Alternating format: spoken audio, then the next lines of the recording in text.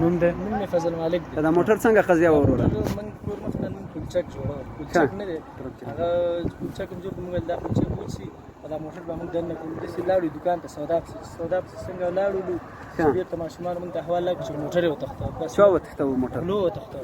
چې غلو وتښتاو ډایرکټ موږ داسې راغلو 12مې ورځې ته امیر دی دغه موټر خو چې دغه غلو وتښتاوه نو موږ ته خو راپور راغی د موږ د 12 استخباراتو مجاهدینو عاجل توګه باندې ساحه تر کنټرول لاندې ونیول او د موټر یې ونیول له غلو څخه. نو دغه موټر اوس تا ته سپارو، ته له مجاهدینو څخه څنګه توقع لرې نوره او ولس ته تاسو پیغام ده؟ ولس ته ما دا پیغام دی چې د مجاهدینو سره لاس په لاس همکاري وکړي، چې همکاري کشف وکړي، چې دوی سره لاس په لاس یو ګپ وګشي چې مشکلاتو مخه ونیسي، د غلو د اختطاف یا نورو د اختطافګرو لکه څنګه چې دا مخه ونیول شي. ښه ماشاءالله ډېر ښه.